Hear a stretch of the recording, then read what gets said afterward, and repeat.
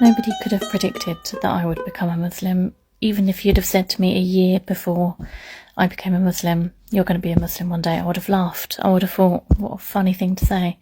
I was an atheist for most of my life. Raised as a Christian and taught about Christianity, but became an atheist when I read the Bible. So read into that what you will. So quite happily living my life as an atheist, no worries at all. You know, lived my life quite normally with my family, with my job. Yeah, had no like yearning for spiritual fulfillment or anything of the kind, to be honest with you. The reason I say that is because I know there's a lot of people who turn to religion because they're actively searching for a religion, but I never was. Quite simply, I read the Quran. I had a friend going through a difficult time. They're a Muslim. So I wanted to kind of understand like where they're coming from on a spiritual level, and also like cheer them up a bit. I thought it would be a nice little activity for us, you know. Genuinely, that was it from my side. I thought it was going to help my friend, and that's enough. So I bought a copy of the Quran and I said to my friend, do you want to read the Quran together? Truthfully, like thinking it's going to help my friend, like didn't expect any effect on me at all.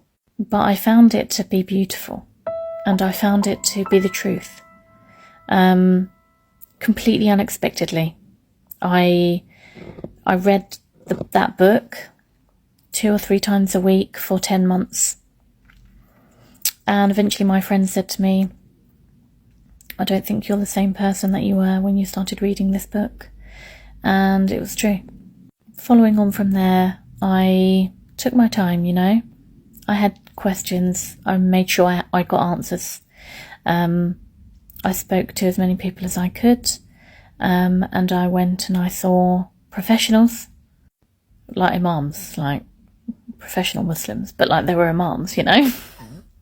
And yeah, took my time. What I would say to anybody who's like considering it is just take your time. Don't let anyone rush you.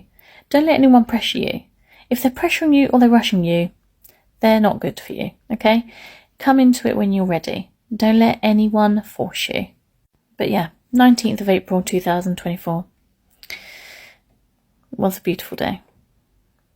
It was the first time I said Ashhadu an la ilaha illallah wa ashhadu anna Muhammadan Rasulullah. Didn't say it as good as that the first time. There's a video of it somewhere where I'm like, Ashhadu. But yeah. Anyway, hope that's helped. I don't expect the right-wingers to have stayed to the end of this video. But yeah, there was no like Muslim man romancing me, as many people for some reason suspect. It was the beauty of the Quran itself. In one of my recent videos, I stated the fact that Jews, Muslims and Christians worship the same God. And I had a lot of angry people in the comments, actually, suggesting that's not the case. So I thought, actually, this isn't a bad thing to discuss. So let's get into it. So for me, I was raised as a Christian. I went to a Christian school. We often went to church as a school. We were on first name terms with the local vicar. And we also taught Christianity, obviously. So when I began to study Islam as an adult, I was quite shocked and surprised at just how many parallels there are between the two religions. And personally now, I believe that this is because the powers that be want us to think that we are not the same. That Muslims and Christians are not the same, and that Muslims do not have anything in common with us as a British people, and that, their ideals and their values are completely alien to us, and so is their religion. But actually, that couldn't be further from the truth. And you don't have to take my word for it. I'm going to prove it to you. And you can also go away from this video and look this up yourself. So feel free to do that, and come back to me if you've got any problems. But let's get into it now. First and foremost, the most important thing I believe that links all three religions is the concept of monotheism. Monotheism is essentially, it's the belief that there is one all-powerful God who created the universe, who created humanity, who created the world as we know it. And he continues to look down on us and be a presence in our lives every day. Now you might be thinking, hang on a minute, I've heard Muslims say Allah, and Allah ain't my God. But actually, Allah is the Arabic word for God. And there are many, many, many Christian Arabs living in Arabic countries as Christians. And when they say God, in their Christian tradition, they say Allah, because it literally means God, okay? In Islam, we have the Quran. And the Quran, we believe, was the final revelation from God. And the Quran came with the messenger, Prophet Muhammad, peace be upon him. I would urge anybody who is interested in this topic to read the Quran. If you read the Quran properly, you will see that it's a book of peace and it's a book of love, really.